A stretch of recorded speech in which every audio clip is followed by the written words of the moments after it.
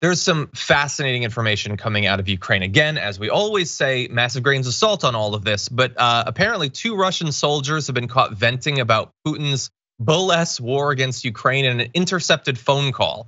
So apparently they reference a lot of things, including that one soldier drove over his colonel with a tank. The soldiers say basically it's an S show here, I'll put it that way.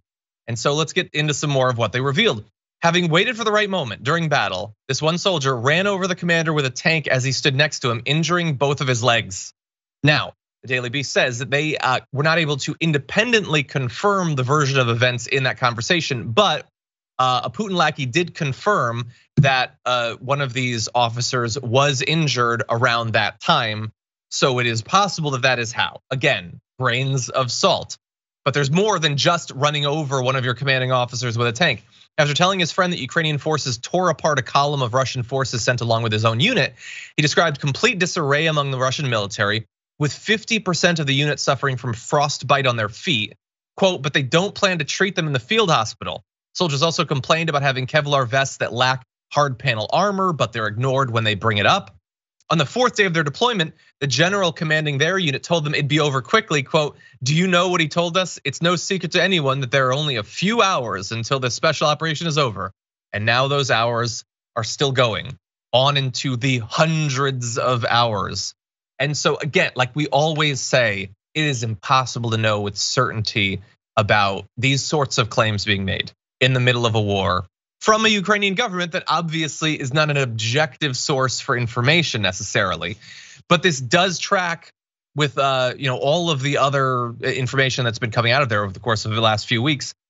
It is easy to imagine that soldiers are having these sorts of conversations, Brett. I mean, I would chalk all that up to like propaganda and selective story selection and all of that. Potentially, and I am fully confident that from the fog of war, you can bump into enough stuff and pull it out of the fog and writing your news story and pick things that fit your narrative, right? And I would say that I'm sure it is the case that the Ukrainian government is choosing narratives that help it, and I'm equally sure that I'm more sure, but it's pretty close, that the Russian government is pulling out things and propagandizing around it to forward narratives that benefit the Russian government. That is why I resort back to what's happening, how long it's been happening, and facts I can corroborate on the ground. And the fact is that after receiving an assurance that Ukraine would not join NATO, Putin still invaded. The fact is that he did invade. I'm against those kinds of invasions, and everybody should be, whether it's red, white, or blue, or yellow, or any other color. It is not a good practice. And I mean, Marjorie Taylor Greene's right when she says that Russia has been successful in many aspects of this. They've captured territory, they hold on to it. Holding on to it will be more and more difficult as time passes, depending on who lives there and how hard they fight.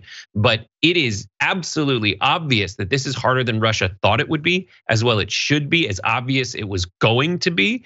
And many people were right about what happened in the lead up to this, and I will trust them more as time goes by. And I will trust less and less people like Tucker Carlson, Marjorie Taylor Greene, and the entire right-wing messaging machine that is playing apologists for Putin because they want a Christian nationalist state in America. And this is the closest example to one they can find. Yeah. The only thing I would say is I would admit that in the lead up to this, I didn't expect that Russia would have this sort of difficulty. I mean, we've heard a lot about the Russian military that would lead it to believe that this is well within its abilities.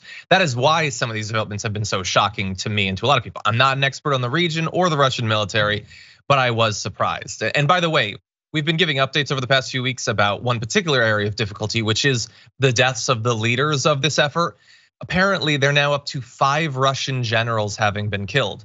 And there's reports, you can read about it in Insider, about the fact that one of the reasons the generals are dying at this rate is normally you lead from behind and you transmit information. That's part of logistics, is getting information to the front.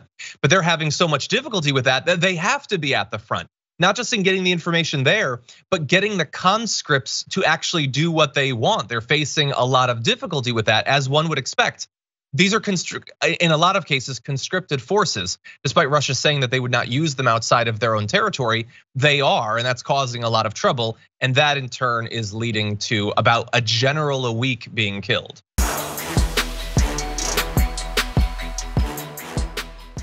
For more political news, breakdowns, interviews, stories of activism, and me trying my hardest to care about the occasional big celebrity news story, subscribe to our YouTube channel at youtube.com/thedamagereport. And you can ring the bell wherever it is so you don't miss anything.